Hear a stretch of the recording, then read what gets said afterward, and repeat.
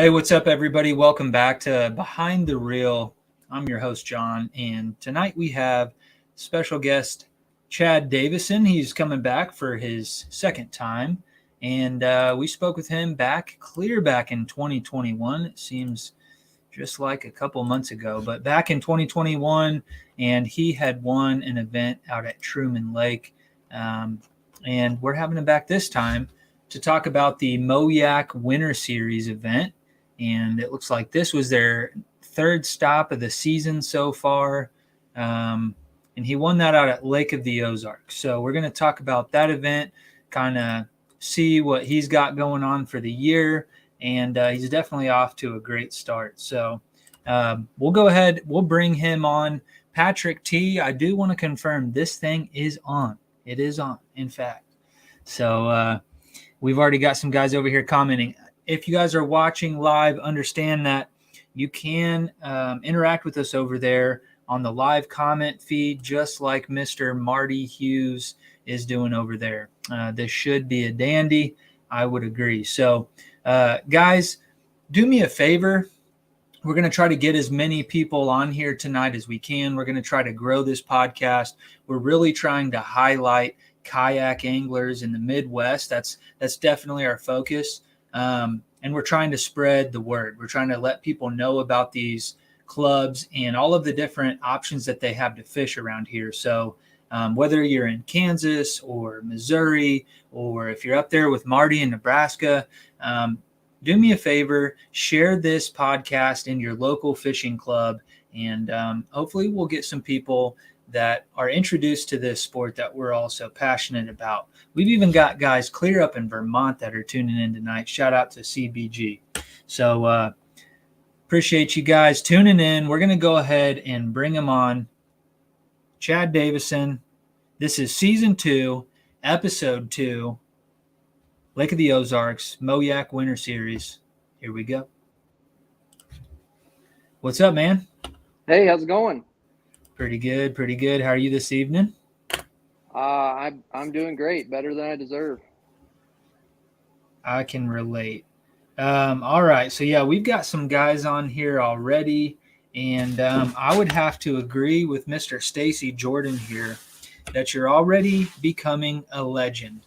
Already is a relative term, because thinking back to our first encounter with each other, that was a year and a half ago about? Yeah. And that was halfway through the 2021 season. So, you've definitely been putting in your work for the last couple years here. But for those people that maybe don't know you, if you want to just give them a brief introduction, who you are, where you're from, and kind of how you got into kayak fishing. Yeah. Well, I live in Columbia, Missouri. I've been tournament fishing for my entire adult life, about getting close to 30 years now. I started off fishing in college. I joined a little bass club in Columbia, and I fished a lot of just small bass club tournaments for many years, and fished around a lot of really great anglers, but it wasn't like really anything that had any visibility, and just quietly kind of fished tournaments for a long time here in Missouri.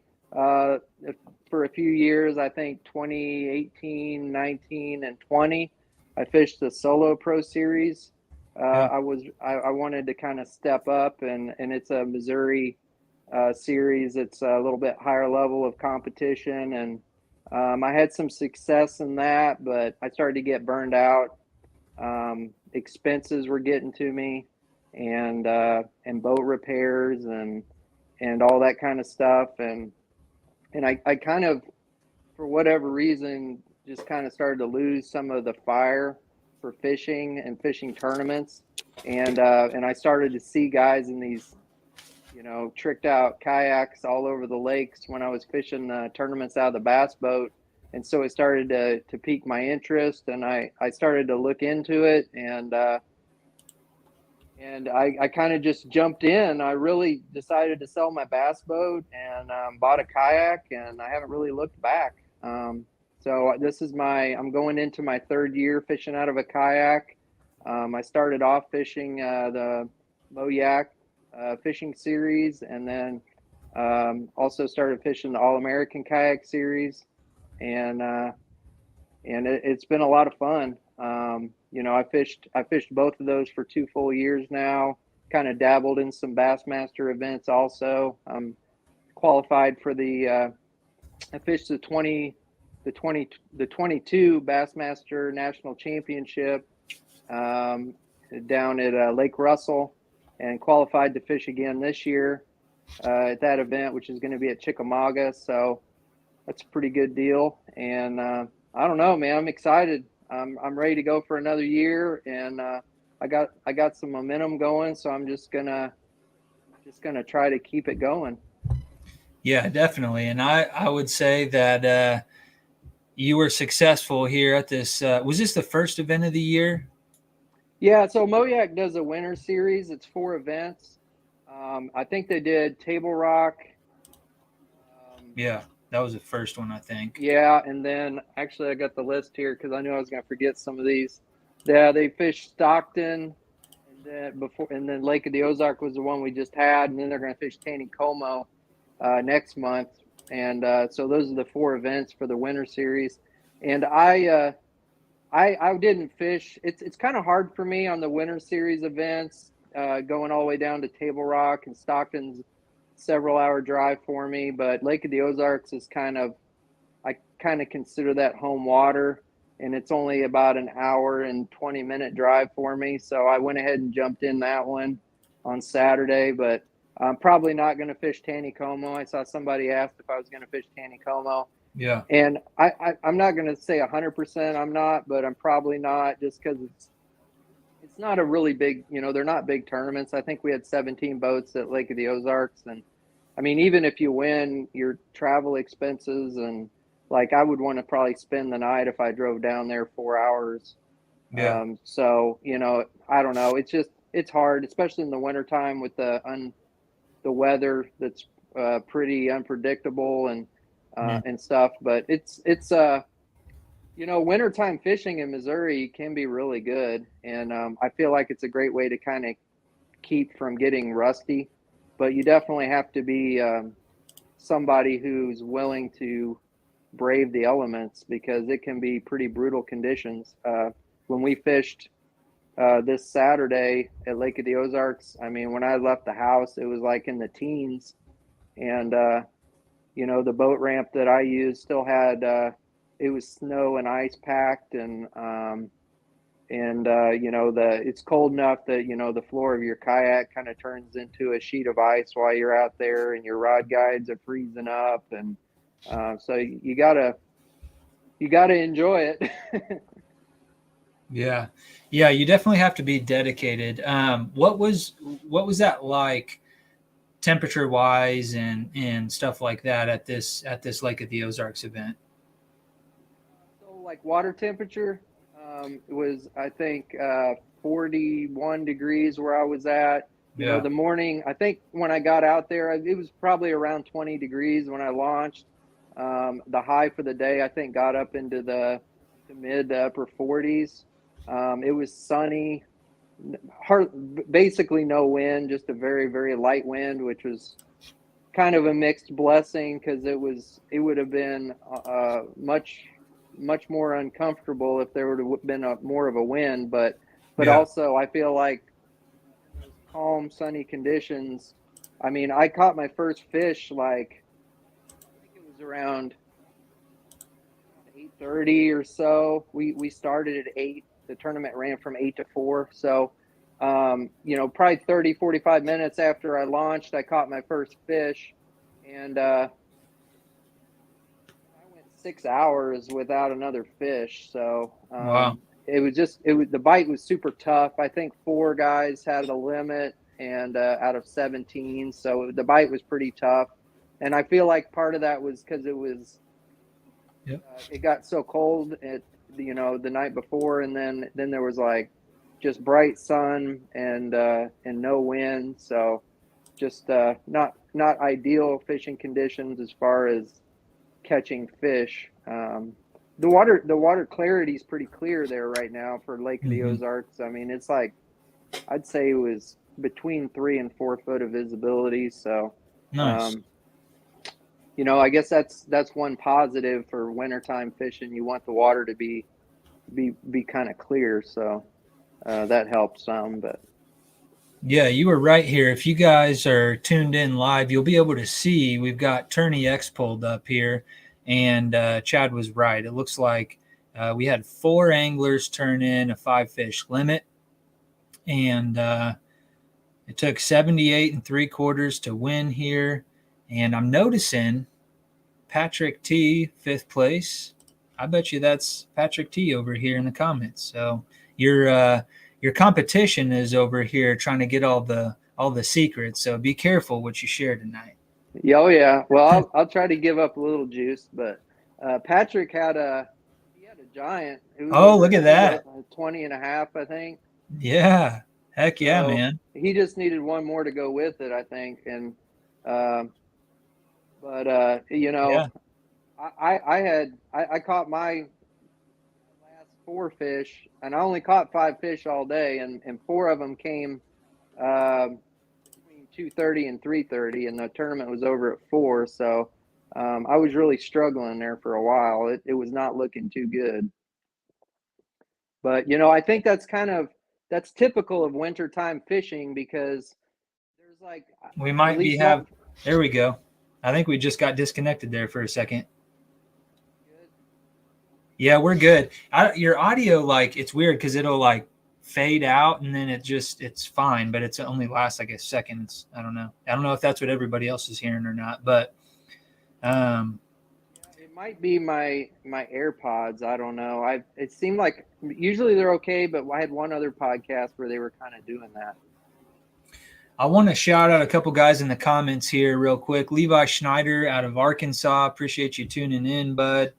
I know he's a pretty hardcore kayak angler as well. We've got Kevin Kerr from Kansas. He's responsible for all the cool trophies that we gave away this year for the Kansas Kayak Angler Series.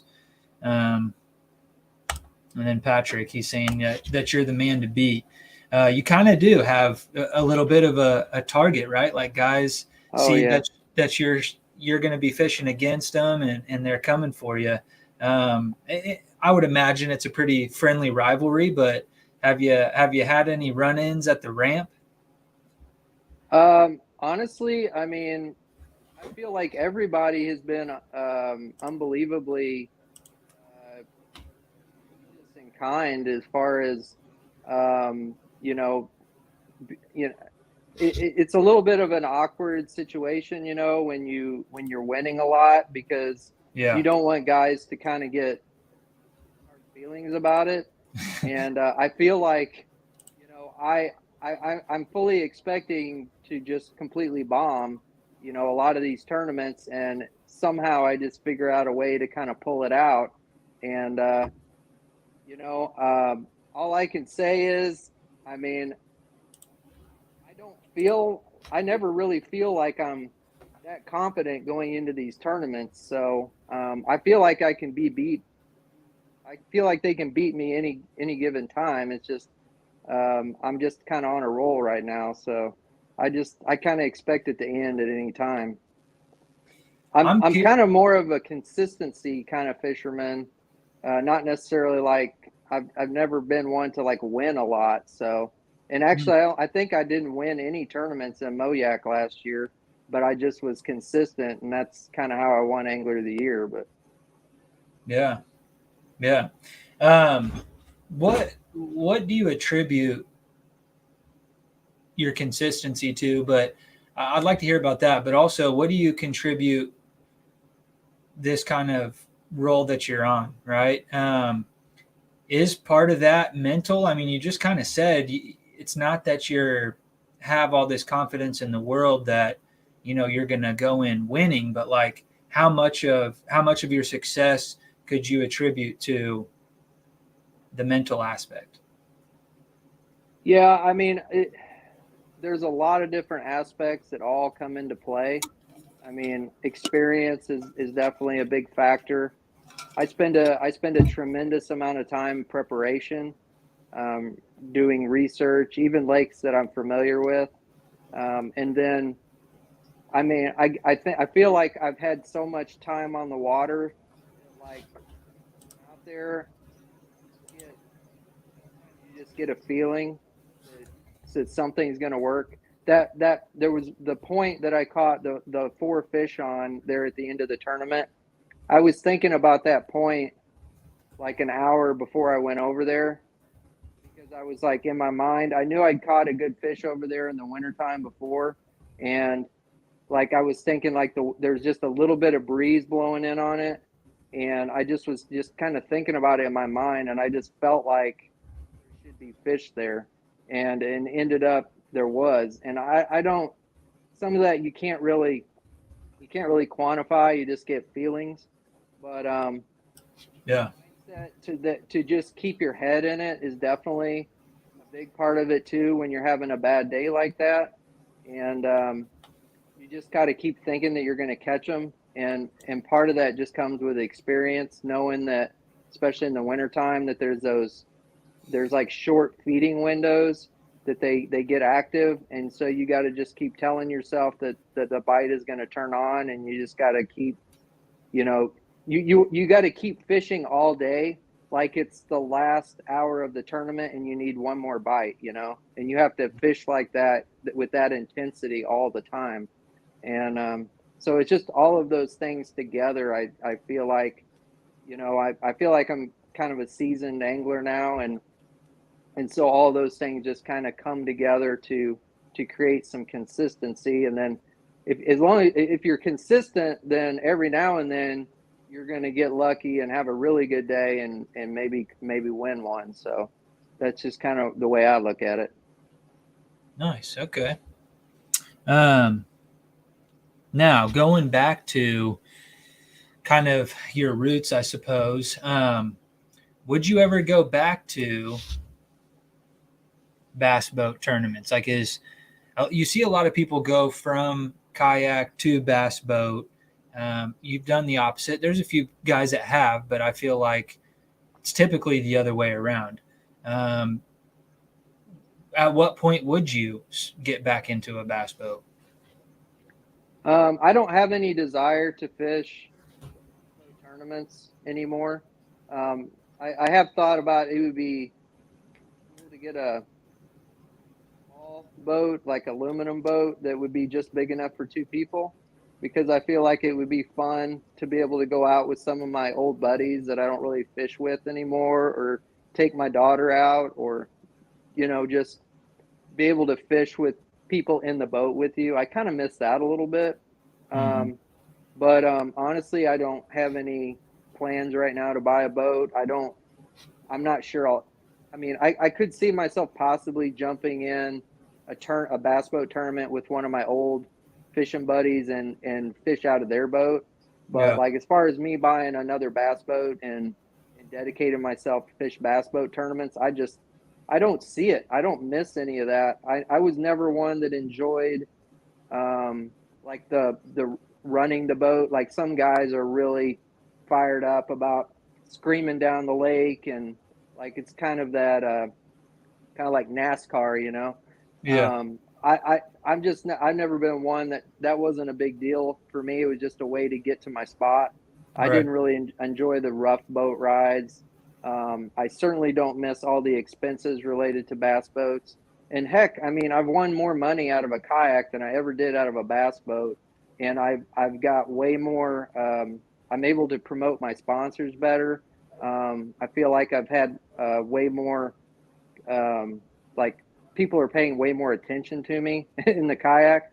So Yeah. I feel like I kind of found my niche, Yeah. and all those years in the bass boat would just kind of led me to this. And I kind of feel like I'm where I'm supposed to be now. So yeah, I don't really have Very cool. any desire to go back to that.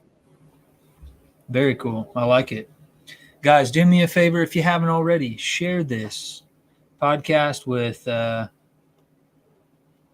friend. Share it on a group. Let's get some more people in here. Well, here's something that we kind of talked about a little bit before we went live. Levi's wanting to know how the Mega Live has been treating you, and maybe beyond Mega Live, you could elaborate on just some of the Hummingbird stuff that you're running now.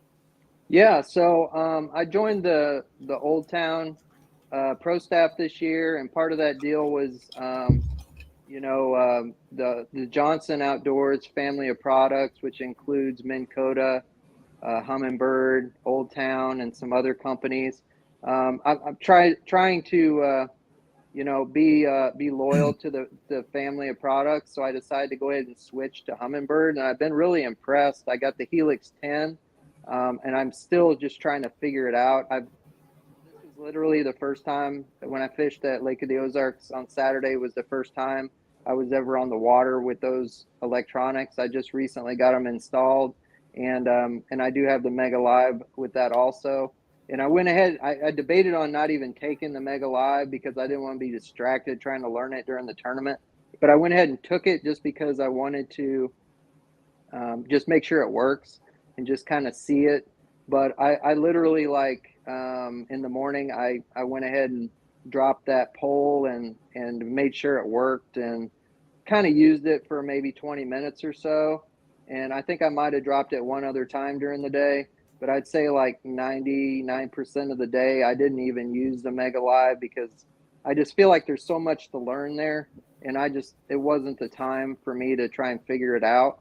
But I think it's going to be pretty neat. My goal with it, I really don't want to put too much attention on it. I had live scope when I was in the bass boat, and I found it to not be always very helpful for me. I'm not sure. I think it probably hurt me more than it helped me. Probably helped at times, but I feel like it hurt me more. So my goal is to be very selective and situational on how I use it, and really not rely on it too much. I don't see myself, sitting there trying to watch fish hit my bait while I'm fishing it. Not. I'm going to use it to try and find brush piles, to maybe check like a bridge piling, see if there's fish on it and how deep they might be. Or if I'm doing a lot of drop shotting, I'll probably use it.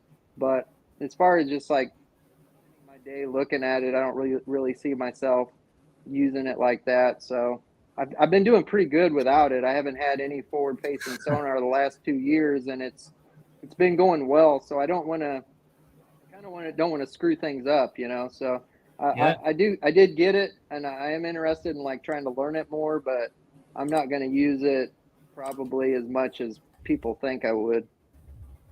Yeah, no, and I could see that, maybe not wanting to ruin a good thing. If it ain't broke, don't fix it. But yeah, speaking of brush piles, I want to say I read something saying that you were fishing some brush piles with the A rig. Yeah.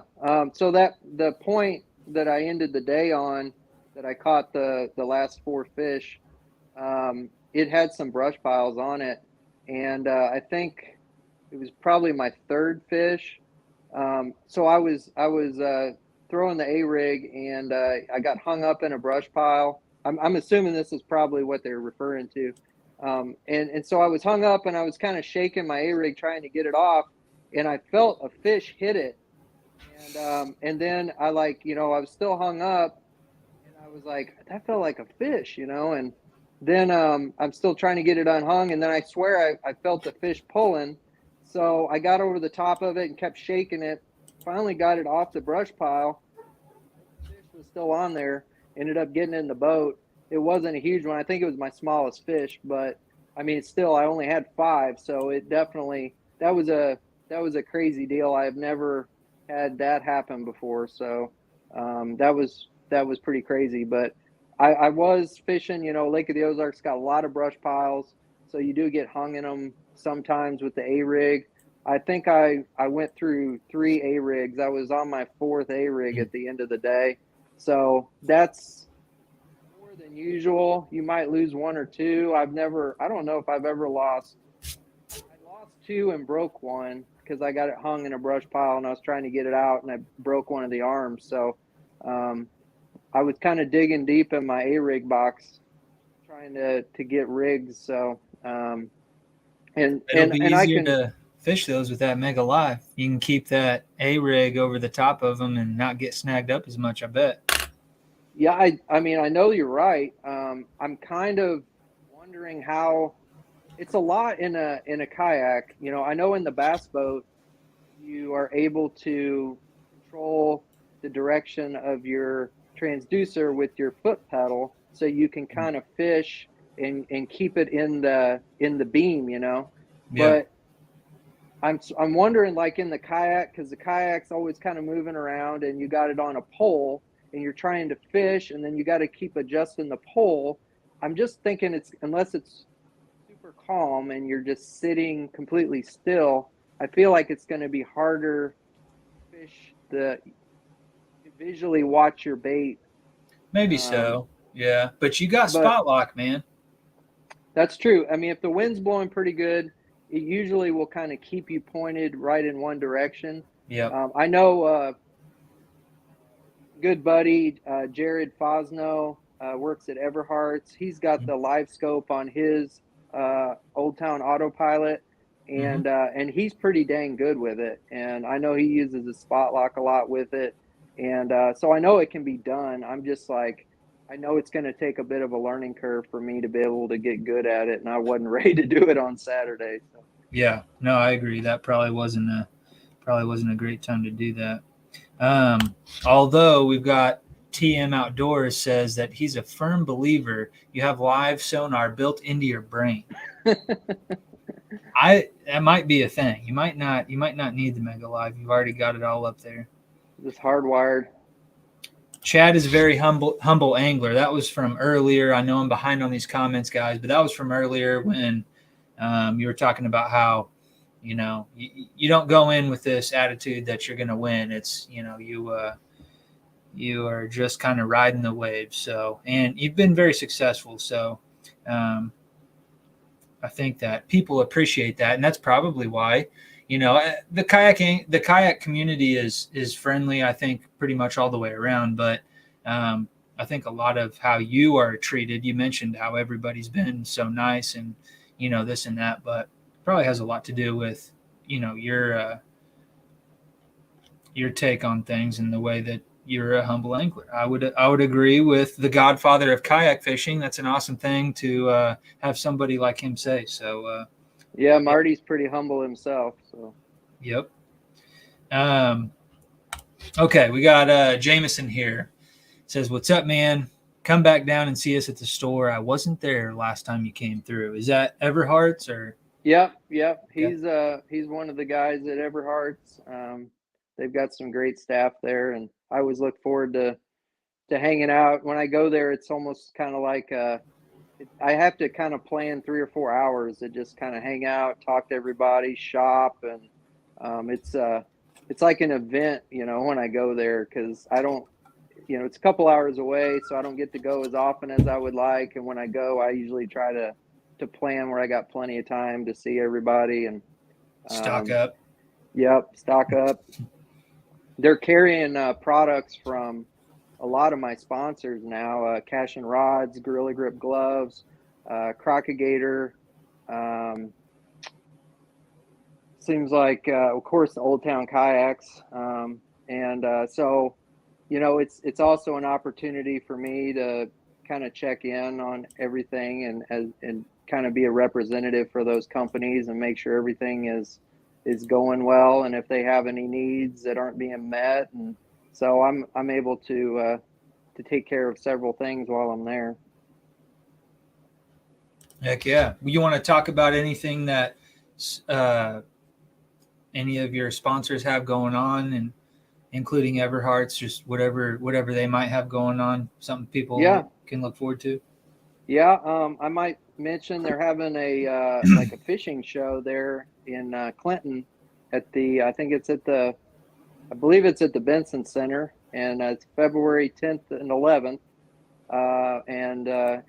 This is the second one they had. I was there last year, and it's a smaller show, but it's if you're anywhere close to the area, it's definitely worth a stop. And you can go by and check out the fishing show. You can go to Everharts and check out kayaks and baits and equipment and guns and everything. So you can make a day of it if you wanted to, and so that's a pretty neat deal. Also, I know we were kind of talking about before we went live. Some cool things are going on with Crocagator Bait Company. There's a new partnership between Crocagator and H2 Bait Design and Manufacturing. They're making a lot of the baits for Crocagator Bait Company now. Jason, the guy there who kind of runs it, he's a freaking wizard with baits, and he does all of the like the cab design, and then he's got all the CNC equipment to do the aluminum molds, and he can do it all in a pretty short period of time. I think Joey's got him working overtime now, trying to keep up with everything. But they got a new bait that came out, or that's getting ready to come out. That's kind of, I just posted some videos of it in the tank. And it's called the DC worm. It's named after I saw that. the original owner of Crocagator back in the 80s. His name was Don Carroll, and he had a bait called the loop worm. And the body, I don't know if you can see that, it's got these little loops on there that actually like kind of trap air, and so that like when you're working the bait, like little air bubbles will come up, and then it's got this flat paddle tail on it. And if you have not seen the video, either on my Facebook page or my Instagram, Chad A. Davison on Instagram, there's a really cool video of it in the tank that I just posted. And that tail, when you drop it to the bottom, it sticks straight up, and it kind of does this like waving. It kind of wags the tail. It's a pretty unique action. So they've got some cool baits. They just this is the Crocagator Shorty, which is was kind of a bait that they released here a couple months ago. Great for the Ned rig. Also pairs up nicely with a Crocagator shaker head. You can fish it on a drop shot. You can put it on. Got it here on a zapper jig. Nice. It's kind of like a finesse jig with it on there. So, and now they've got some different sizes. That same. Oh yeah, there you go, man. There we go. It took me a minute. Sorry. It's got an awesome swimming action, and then when you drop it, that tail just wags. Are you throwing that one yet, or is it still kind of It's I have one. So you're not throwing it. No, and I mean honestly, it's probably not a wintertime bait. Sure. But it's gonna be, once we get up into the spring and definitely throughout the summer and the fall, that thing is gonna be. I mean, I'm probably not gonna throw I always threw like a Berkeley power worm and stuff like that a lot in the summertime. I doubt I will be throwing that anymore. So, that hasn't actually been released yet. We're just kind of building up the anticipation a little bit. And I think Jason at H2 Bait Design is having a little bit of anxiety because he knows everybody's going to be knocking on the doors for it. But we couldn't, I held on to that video for like probably 10 days. And Jason's like, don't post it yet, man. Don't post it, because he was like, he knew it was going to blow up. And, but then other people started posting some pictures of the worm and stuff. I couldn't resist anymore. So I posted that yesterday, and I mean, it's had a couple thousand views, I think, but, nice. Yeah, I'm excited about it. But yeah, the whole deal is just cool because, Jason is doing the manufacturing, so he can provide, quick turnaround, and he's able to, keep, Joey at Crocagator supplied with these baits. He's going to be able to do a lot of cool colors. He's got new equipment that is going to allow him to do some neat deal with colors, like the swirls, the two-tone colors and stuff like that. So there's some really neat things happening with that. And then I'm also I'm getting to work behind the scenes a little bit on some of the bait design stuff. So I get to test some of these baits and have a little bit of input into the design. And I'm actually working on my own bait that I'm designing that we have it. I'd say we got a prototype and it is, it is awesome. I don't know when it might come out, but I'm And that's going to I'm be going to be like using your it. signature bait, or?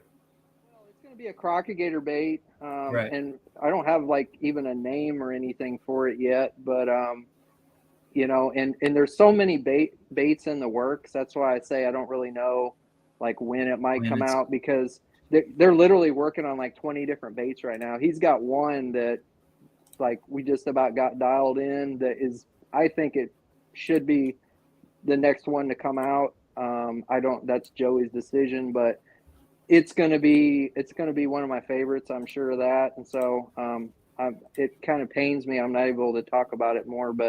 Um, so my bait that I'm working on, I think it'll come out eventually. I'm going to definitely be throwing it and kind of doing product testing, and I fully expect to be throwing it down at Chickamauga, and I'm planning on going down to Gunnersville in March for the Bassmaster event, and I think it's definitely going to be a bait that I'm going to be throwing quite a bit, and hopefully we'll get it out here this year sometime. So Heck yeah. I'm looking at these pictures here, and it looks like you switched up your gloves throughout the day there. Tell us about yeah. that. Well, yeah. Yeah, I'm sponsored by Gorilla Grip. And honestly, I used the gloves even before they sponsored me. I think they sponsored me because I was always wearing them. But um, I wear those blue fingerless gloves. Like that's pretty much what I wear all the time when I'm in the kayak. Okay. Sun protection. It protects your hands while you're holding the fish to keep you from getting spined. It gives you a better grip, not only on the fish, but also on your equipment, like your fishing rod and all that kind of stuff. So that's what I normally wear. But it was so cold in the morning. They have a Gorilla Grip cold weather gloves that are they're rubberized outside, and then they're like a soft insulation, kind of like the inside of a jersey glove. And then Okay. I take those they're called toe warmers, or some Yep. people call them toasty toes, and they're a little smaller little heat pack that's got one side is self-adhesive, and so you can put that in the palm of your glove and stick it in there, and that way if you have to take your glove on and off to like tie a knot or something, Hmm. then your hands slip out of these gloves really well. Even when your hands are wet, it's easy to get your gloves on and off, and having that hot pack stuck in there, when you stick your gloves back on, it stays in place, and my hands never got cold. It really, just having that in the palm of your hand, it kind of warms all the blood in there, so it even keeps your fingertips warm. And I'm able to fish with those cold weather gloves. I mean, I'm able to fish pretty much all the time. As far as casting and reeling and stuff, I might take them off if I have to tie a knot or something, but they work really well. So, but between the two, have me covered all day. Later in the day, I when it warmed up, I switched to the blue ones just because they were a little bit easier to fish in, as far as tying knots and stuff like Yeah. that. But Heck yeah. Well, go get you guys some Gorilla gloves. Gorilla Grip, I guess, right? yeah, yep, they got them at Everharts. They did Nice. have them at Walmart. Those blue fingerless ones, they had them for Yeah. like 3 for $10. I don't know if they still do, but Oh, nice. you can find them on Amazon. So they're sold in a lot of places. Yeah. Yeah, I know. I saw him at Academy last time I was there. But yeah, I think you just convinced me. I'll probably get a pair of each. Honestly, I kind of like the full finger ones, and really the fact that you said they're easy to get on and off kind of sold me. To be honest, that's Yep, kind of the yep. hang up with gloves and fishing. Um, I mean, I 10 Horse struggle with Monty that. says you're his favorite kayaker. What do you think about that? Gabe is the coolest dude, man. I have never had the opportunity to go fishing with Gabe, but I really hope that I do someday, because I bet he is just a blast to be on the boat with. And I've been on his podcast before also, and Yeah. I love watching his podcast. We're lucky to have a lot of good podcasts here in the fishing community, and you have a great one. So does Gabe. So yeah, he's a good dude. Heck yeah. And then he says that was an expensive day. I think he was referring to all the lost A rigs or broken A rigs.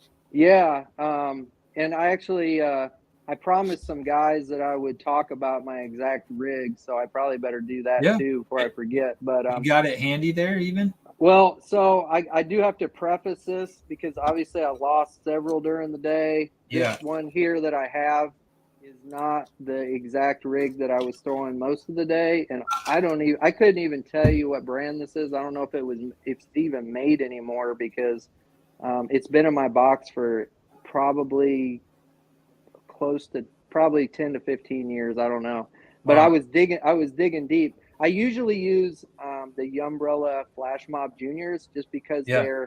they're cheap and they're pretty good and they're available at they're the one you find most places. So Yeah. I throw it a lot. And one little tip I will give you is this one here doesn't have blades on it. I Mm-hmm. caught my first fish in the morning on the Umbrella Flash Mob Junior with blades, and then I didn't have another fish for 6 hours. So there towards the end of the day, because the sun was high, there was little wind, and I wasn't getting bit much. I switched to one without blades, and what I do is I buy the ones with blades, and I take the little the nips or the little wire cutters, and I just cut the little swivel that's right there on the arm to take the blades off, and then I just there's a little metal bracket there where the blades go, but the fish don't care. They with all these wires and stuff, they're not seeing that anyway. So that's just one little tip for a kayaker. You don't have to really carry a rig with blades and then another one without blades. You can just get the bladed ones and then just cut the blades off if you don't want them. So Yeah, I was trying to picture what you were talking about, but for those of you guys that can see this, the blades are, on the same arm that your baits go on. So for some reason in my head, I was thinking that the blades had their own arms, but yeah, no. So you just cut the swivel off there and keep fishing yeah, it. Very if cool. you don't want blades, and honestly, I throw blades majority of the time, but sometimes you got to experiment. So I basically throw a 5-wire rig. The top two are just teaser baits most of the time. Kitex, they're just a regular swing impacts, 4-inch, and electric shad. And I just use a little screw keeper to put those on there. And I always use either just a plain grub or these Kitex top ones, just because I feel like for the teaser baits, they've always had good action. And then my bottom 3 baits, I kind of switch those up. But one of my favorites is the one that I was throwing on Saturday, and it's a Reaction Innovations Little Dipper.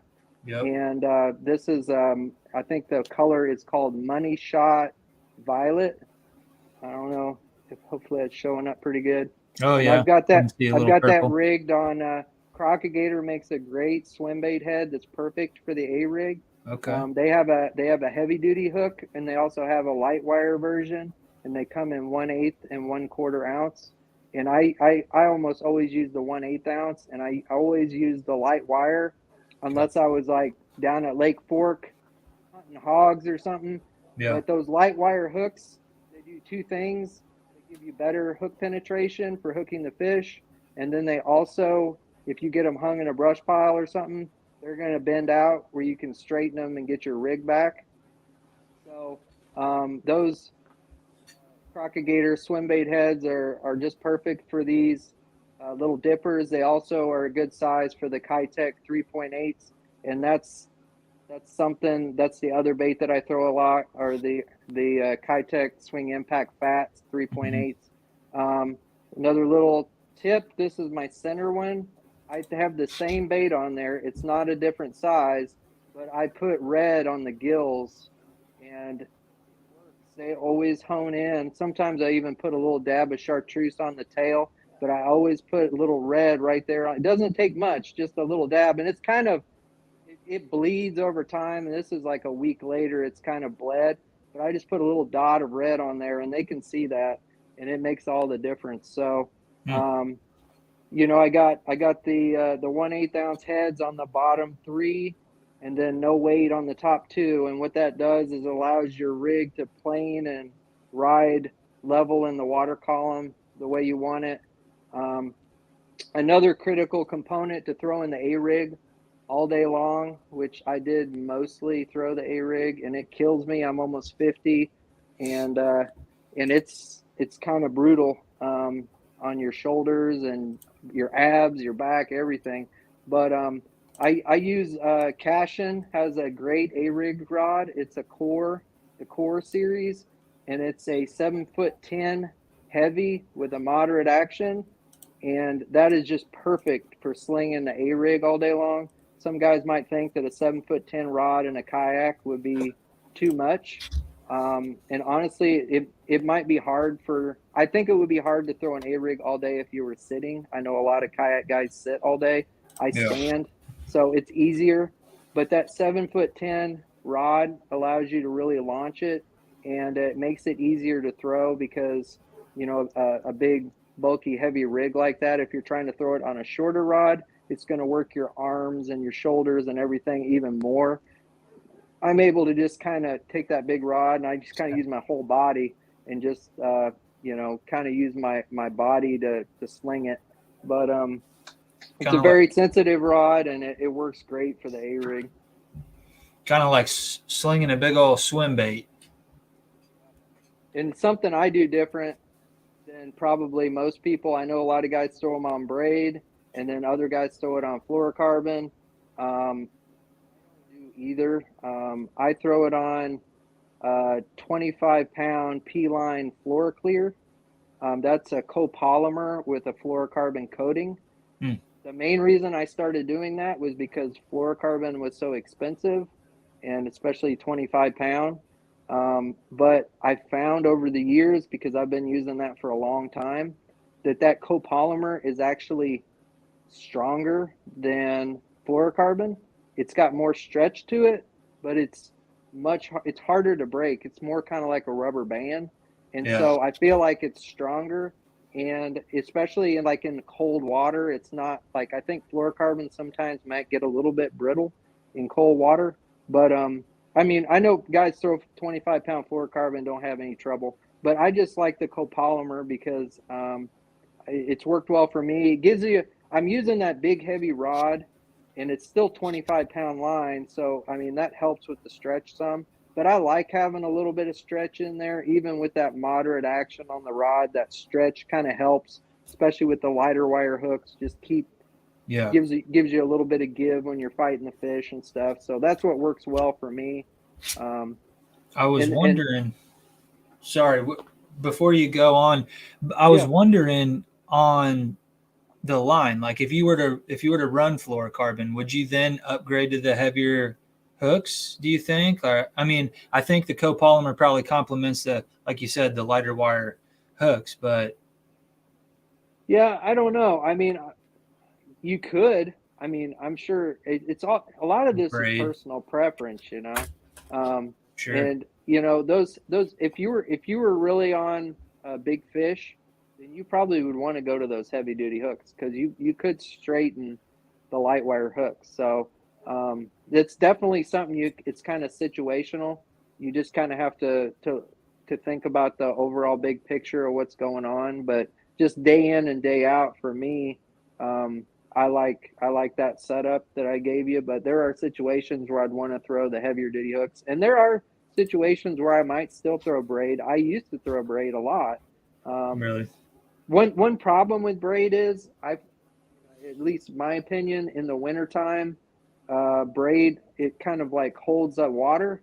And so I had a lot of problems with guides freezing up on, especially the first couple hours on Saturday, because it was so cold.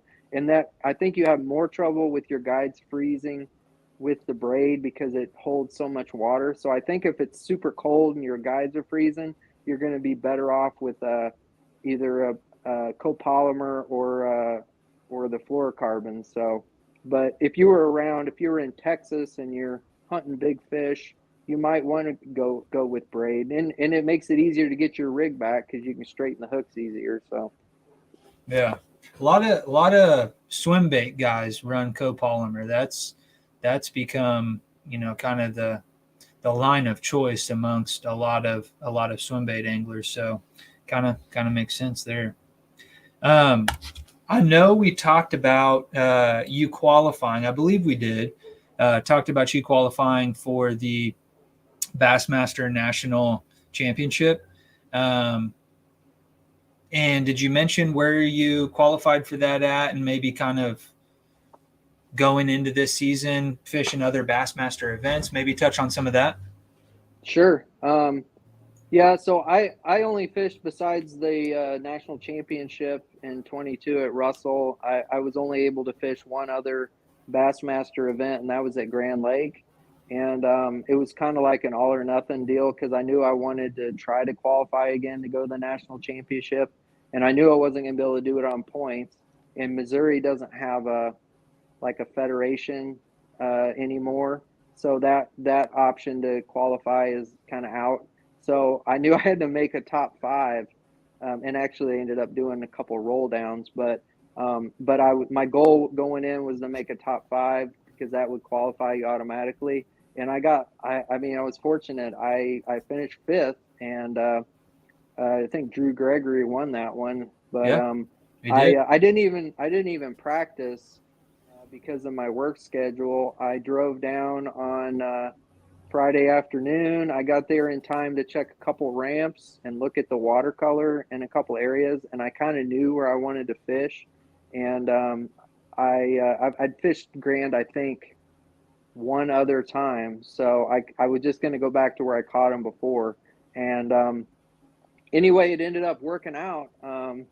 It was kind of interesting there at Grand with their kayak rules and stuff. You Yeah. can't be more than 100 feet off the bank, and so it makes it a little harder if you want to cross some open water and stuff like that. But it ended up being a good event for me, and it qualified me again. So I was super happy about that. Heck yeah. Heck yeah. And then going into this year, did you say, did you already kind of have that mapped out on which events you're going to be Yeah. So I've fishing? got I'm kind of anal about.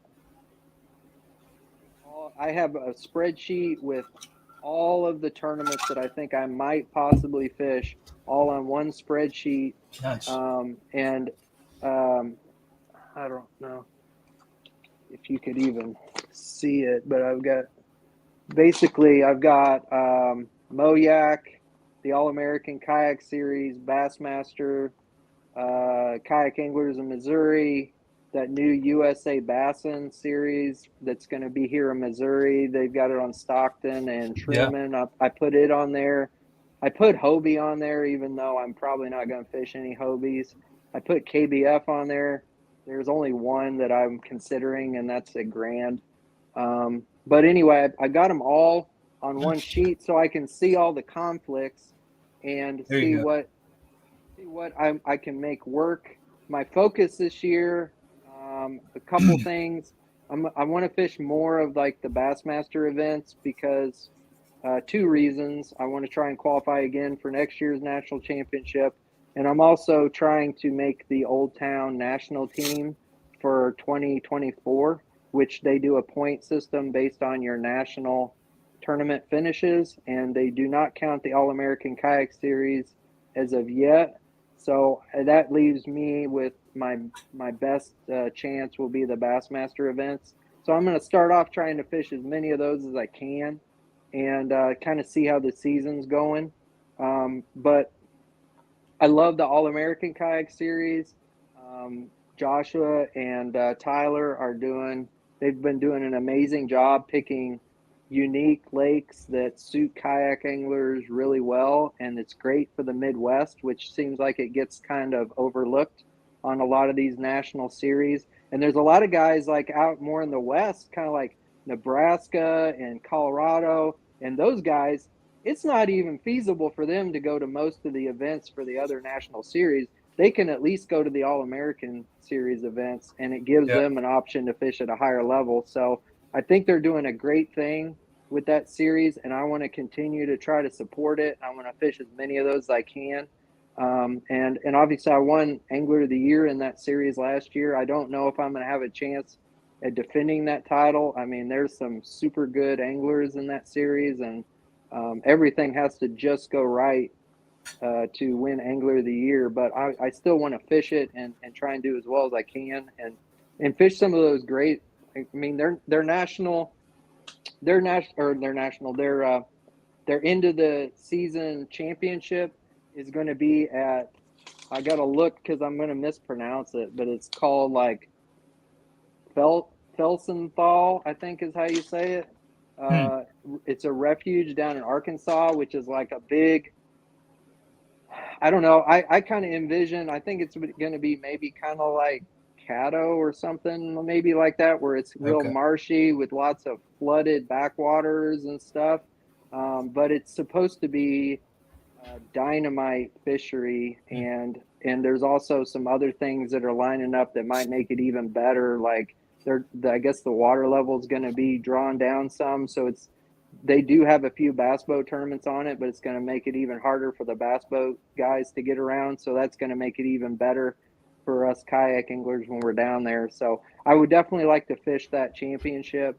And so there's so many options for us as kayak anglers now. Yeah. It is it's just overwhelming trying to figure out what tournaments that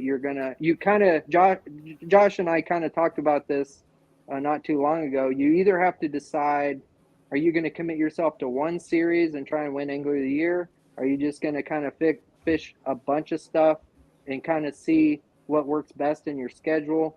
And I think that's kind of what I'm going to end up doing. But also, I think as the season progresses, and I'm going to kind of analyze where I feel like my momentum is, then maybe I'll make a decision to pursue one series more in the middle of the year, just depending on how things are going. But it's you just kind of have to feel it out as you go. At least that's how I do it. But yeah, no, that makes sense. If you're really killing it in one series, then maybe you skip an event in one of the other ones so you can, have a shot at winning or something like that. And then of course I got Mo Yak fishing series, even though it's just a state club series. Yeah. It is one of the strong.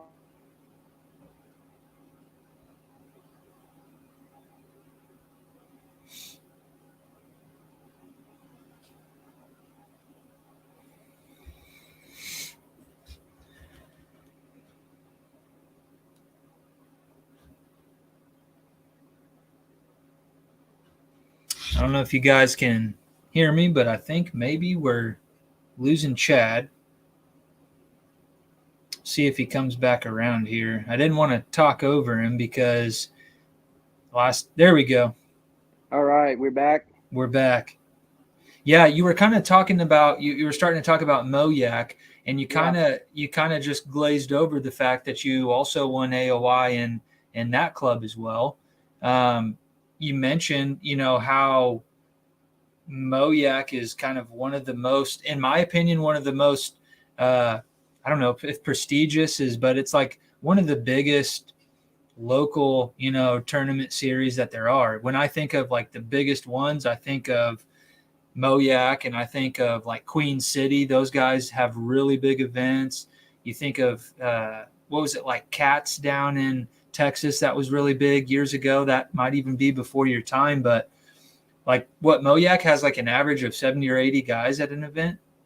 Yeah, I think it was in the 80s last year. It's crazy. Our highest was like 150 some. And I know we've already got over 100 signed up at this point for next year. And I mean, we're not even close to starting the regular season yet. But I think last year we had over 200 paid members, and It's not only is there like great numbers, but the caliber of the Yeah, anglers. for We have sure. some a number of guys that regularly are competitive at the national level. So For sure. and then some local guys like Dorman Huey and they're just kind of more local sticks, but they're just like Yes. he catches fish in his bathtub, and Yeah. so it's a fun series. It's like the lakes that I love. They're near and dear to my heart, close to home. But it's also that high level of competition, and it's great. It's great for even like beginners because there's a huge network of guys that help each other learn and stuff. But that's something. I mean, that's a priority for me is fishing Moyak again this year.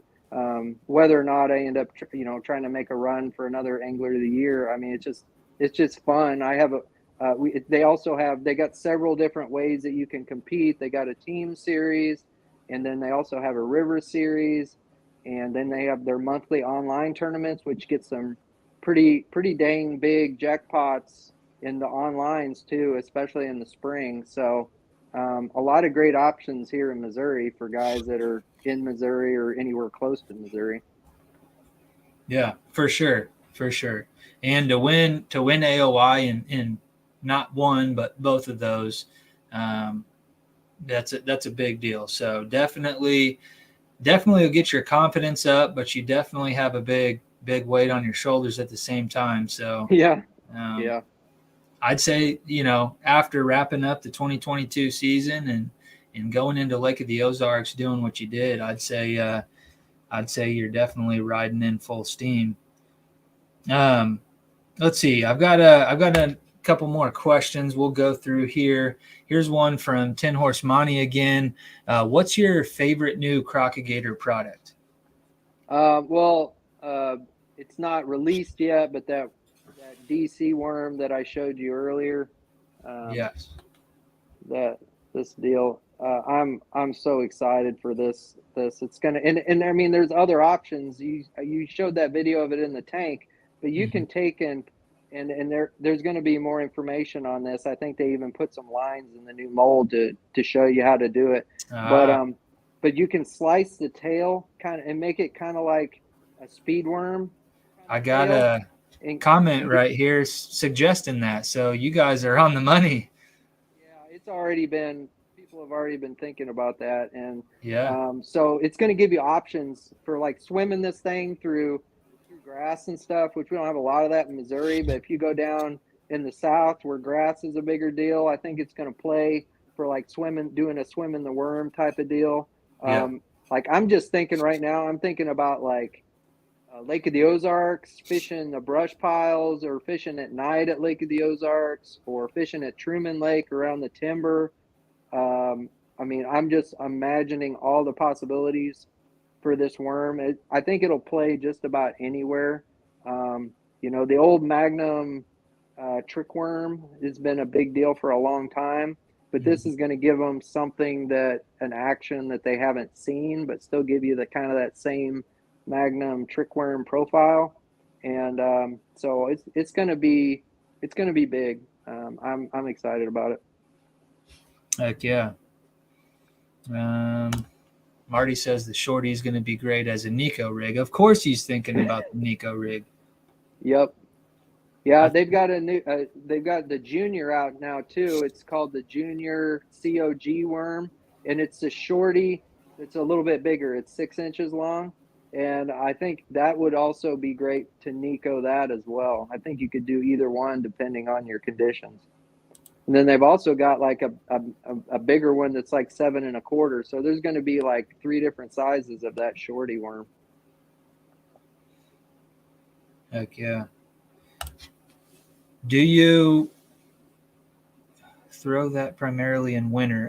Probably asking about the A rig. Is that like a wintertime thing for you, or strictly, or? So for me, I throw it definitely in the winter, in the spring, up until the spawn.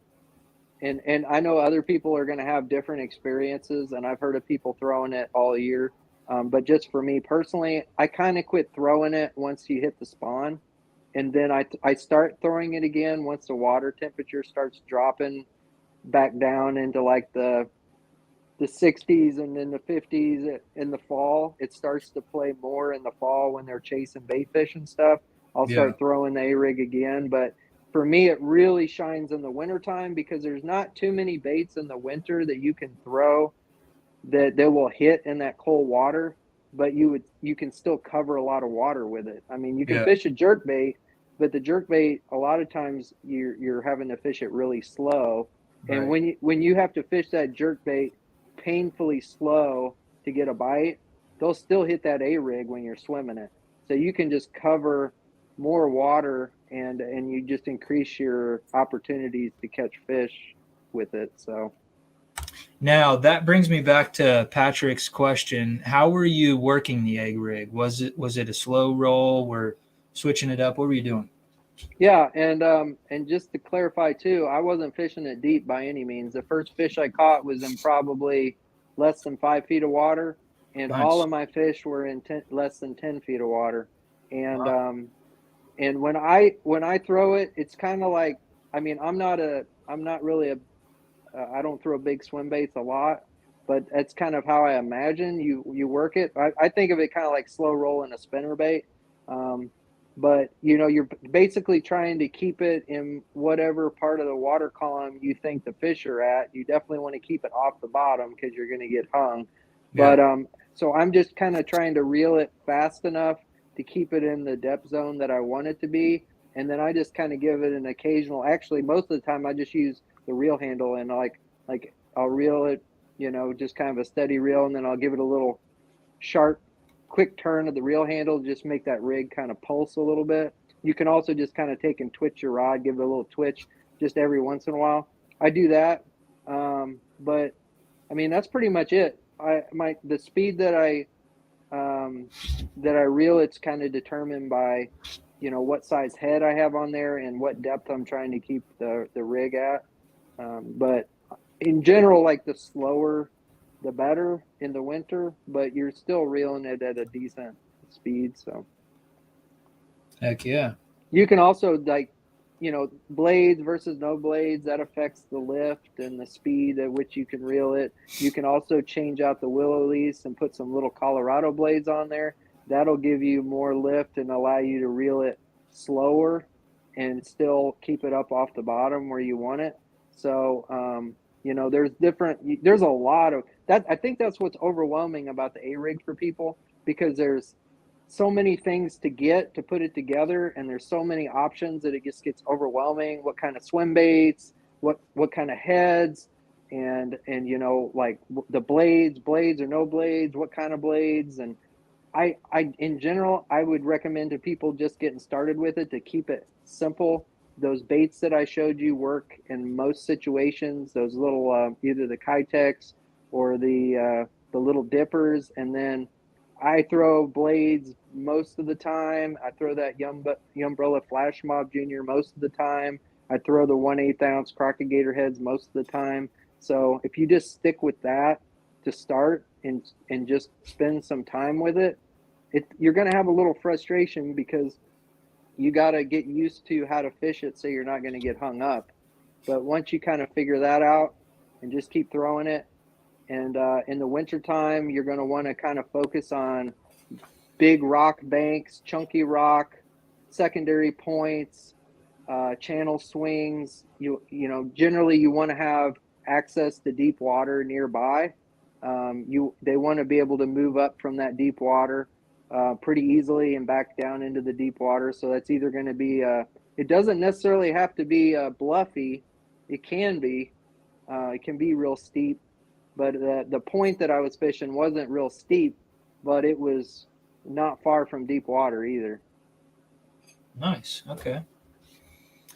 Shout out to Stony here. He put me on my first fish of the year. So I wanted to go over to this other comment he had, and maybe you can elaborate on this. I don't know. Is he nipping at your heels here for the All-American AOY, or why doesn't he want you to fish it? I can only imagine.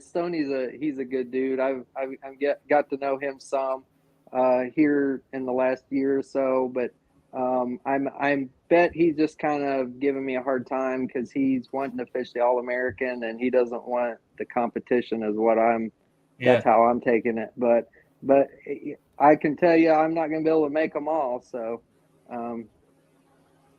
He's pretty I'll be, dedicated. He shows up to these events. He's a Kansas guy, and he goes over there and fishes with you guys quite a bit. So I see he'll all the pictures that he posts. He catches a lot of fish. So, does he does he catches a lot of fish.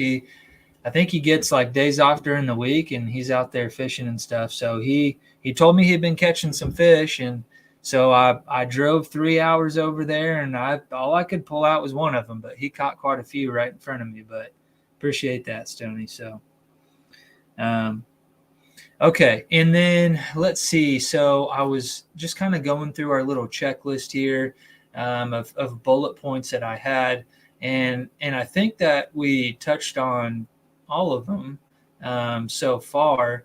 And I wanted to ask you because you kind of mentioned how much you like both the AllAmerican and Moyak, and um,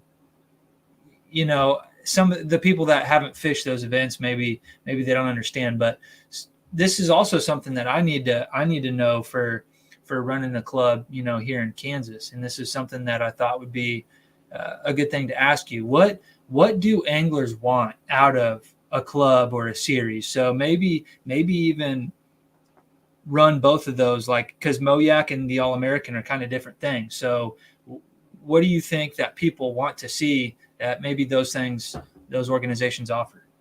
yeah. So, I mean, obviously, Joshua Booth is involved in running both of those. And I feel like he runs them both the same. Even though they're different circuits and they have different kind of different purposes, but at the same time he kind of runs them similar ways. And the keys that I think have made him successful, there's a bunch of things, but communication, he's very clear and timely communication. Everything is well put together and organized. The tournaments run very smoothly. Um, he does a great job of picking the lakes to put us there at a good time. He puts a Mhm. lot of thought and effort into that, and he keeps the drama down to a minimum. Like, I've heard about nightmare stories about other clubs and other states and stuff where there's all this drama going on all the time.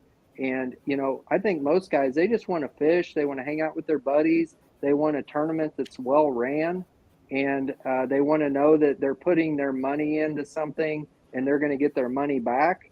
Josh pays back, like, literally there's like a 24-hour period after the tournament ends for people to contest if there's a rule violation or something like that. But as soon as that 24-hour period is up, that money is in your PayPal account. It's like Yeah, clockwork. I've heard. It's amazing. He's on top of it, and he does a great job. He just he told us the other day he spent $3,000 in awards, like plaques and stuff. He's already got all that stuff ordered, and he dedicates himself to it. He was a kayak angler for many years, a very good angler. He knows what kayak anglers want, and and he can relate to us, and he gives it to us. So, I mean, I can't really imagine it being ran any better than it is. You just how much work it is. It's a huge amount of work, and he puts a ton of time into it, and he just Yes. does a really good job. So Yeah, and I'm old enough in the game that I remember before Josh was running Moyak, and I think that I think that Moyak was gaining traction. It was a big deal more locally there. I mean, you have a lot of local guys, but you got guys that are traveling around, to fish Moyak. So he definitely took it to a whole nother level. Moyak, I think, had a good name for it, and people wanted to go fish these events, and there were lots of the same hammers that you've mentioned even in this podcast here are still fishing that series. But yeah, when he took it over, it just, I don't know, he just took it to a whole nother level. So Yeah, that's always good to hear that. It's always hear good things that Yeah, are and happening in the kayak fishing community. You don't want to focus on the negative stuff like people like to do on social media. yeah, positivity, man, positivity rules. And I was just thinking of something I was going to say, and it escaped me.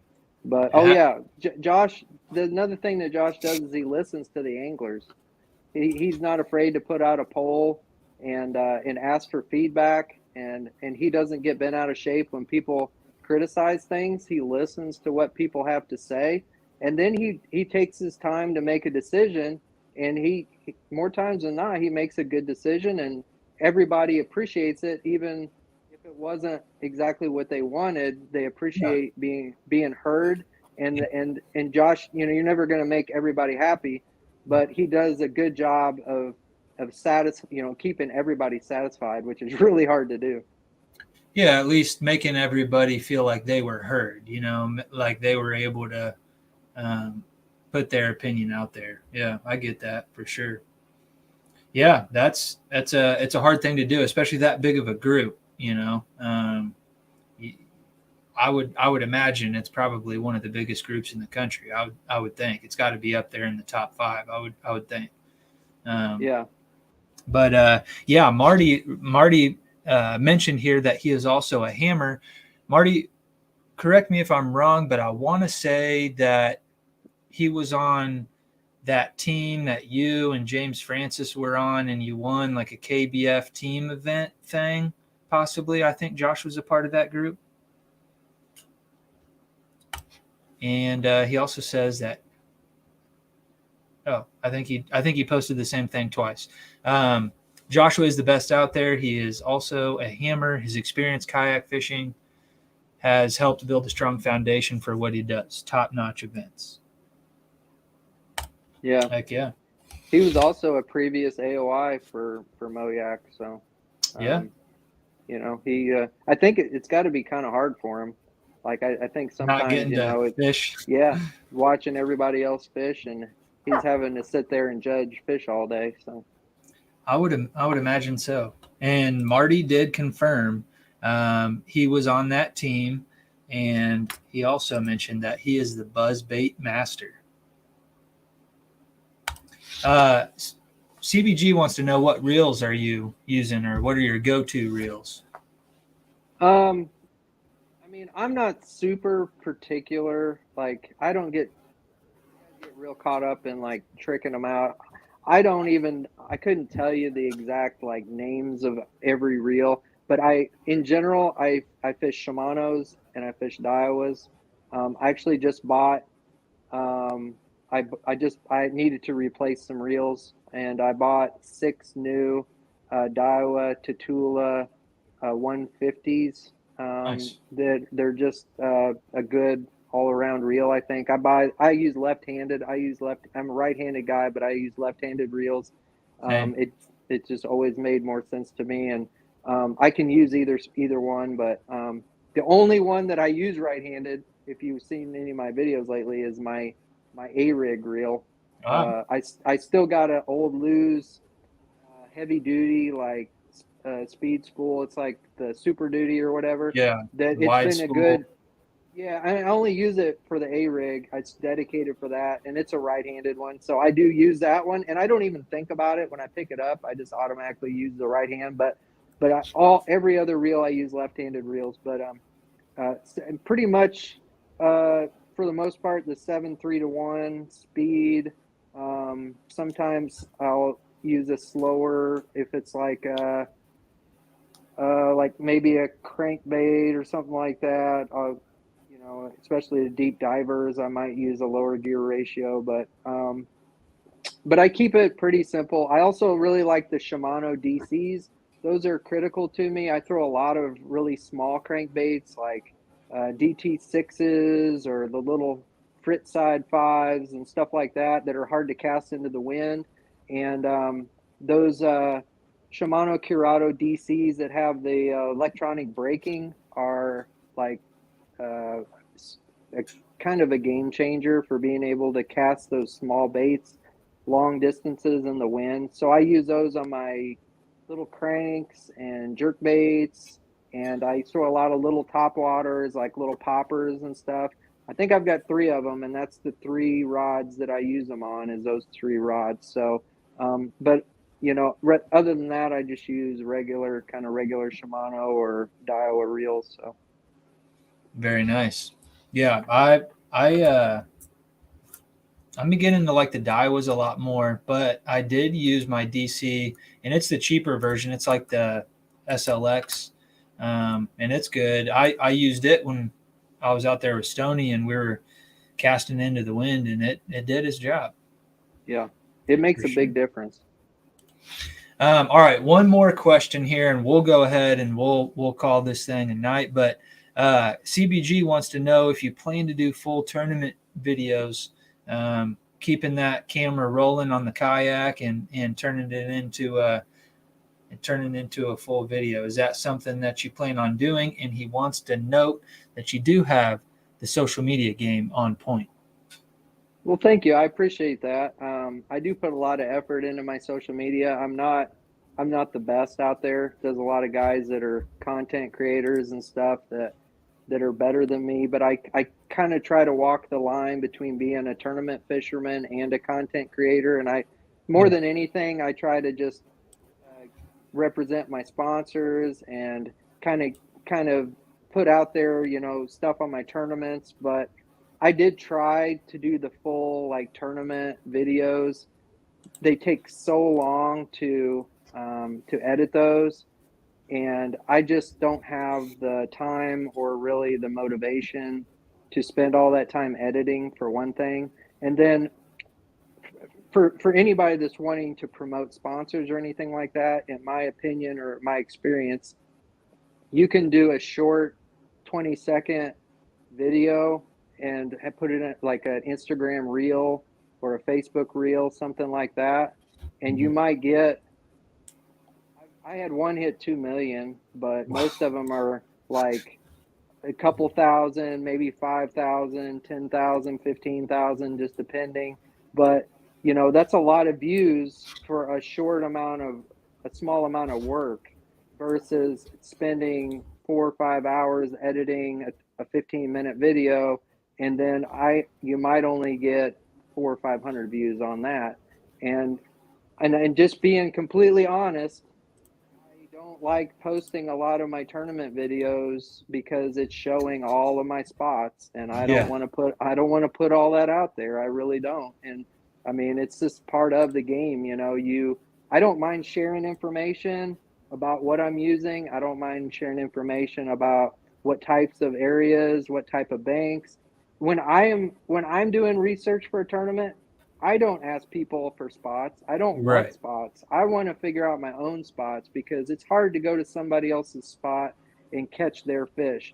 I want to kind of get some idea what the fish are doing, but I want to kind of figure out my own spots and my own areas. And I think it's better if other people do that too. And I've seen it happen. If you post a video, people will be doing like CSI investigations, trying to triangulate towers and stuff like that, and trees in the background and docks, and figure out where you're at. And Yeah. I just I try not to. I'm kind of selective on the videos that I post, because I don't want to give away too much about exactly where I'm at. But That makes perfect sense. I had to fact check you a little bit here. He I said don't he know if had a it's million. did it hit 2 million yet? Oh, was this okay? So this one was 1.2, I think, is what it said. Like Anyways, on my Instagram, it was like 1.9 something the last time I okay. looked. For But some reason, I can't see it now, but it was definitely over a million. So yeah. that's awesome. Heck yeah, man. Well, and it's funny, like that video is like the dumbest one that I didn't plan. And it was just like I pulled up to the boat ramp, and the fish stocking truck backed down and started dumping fish right in front of me. And I just took a quick video of it and posted it. And that one's had like, millions of views. And like any other video that I think is like the best video I've ever made, I might get a couple thousand on it or something. That's how it But goes, that's just man. how it goes. Yeah, and everybody just witnessed me hit that follow button, and I'm just not active on social media or on Instagram much. I don't hardly get on there, so apparently I wasn't following you, but I am now. Definitely, Well, I definitely get to see all the Facebook stuff. so hard. There is so much out there that you just kind of it. I want to try to keep up with everybody, and if there's people out there that please don't get offended if I, you know, don't like something you posted or whatever. I try to all the people that I know. I've gotten to know so many people. I Yeah, try to follow everybody, but I honestly I have a hard time even remembering people's names because there's been so many times people have walked up to me at events and stuff, and it's people that I recognize and I know I should know them, but I just can't remember all the names. My brain is like it's getting old, and it's hard for me to retain all that information. you gotta make room for all the fishing info, so names aren't as near important. So that's you're categorizing that correctly, I would say. Yeah. All right, man. Well, I appreciate you coming on, and I didn't realize it had been so long since we had you on. So we'll have to try to have you back again before another 18 months passes us by. But I I've enjoyed following you on social media, and when I see that you do well at an event, I'm not surprised by any means. But then I am. I'm just like, this guy is just, he's so consistent. And I think that also the way that you present yourself and the way that you, uh, kind of represent for your sponsors and the stuff that you do it well. You don't come off arrogant, or you don't come off pushy. Like, you do it really well. And I think that's kind of what CBG was, kind of elaborating on there. So I'm a fan, and hopefully we'll cross paths at some point this year, and I'll definitely be rooting you on as you go out and fish some of these national events, and might have to go over there. I might have to just carpool with Stony one of these days and go join you at a Moyak event. That's what I had to do. That would be awesome, man. I would love that. So, all right. Well, you got anything else before you sign off here? No, I just want to thank everybody. The support always blows me away.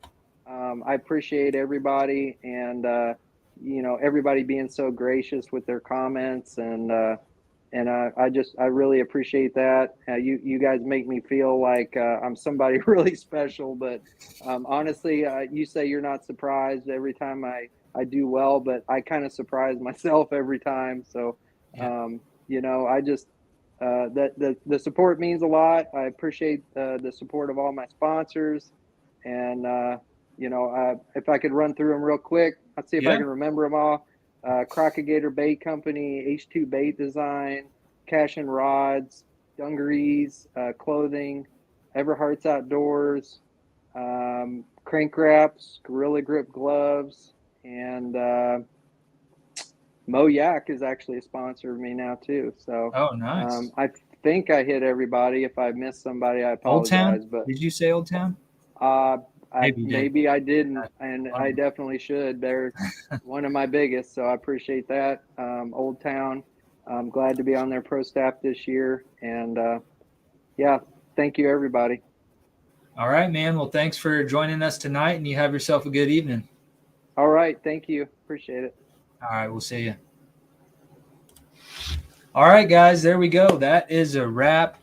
And for those of you that have never met Chad before, I think you got a good insight to how he is and who he is here tonight. Definitely a hammer, and dude's been kicking some butt out of the kayak for the last few years here, and happy to see him do well in his first event of the year at Lake of the Ozarks.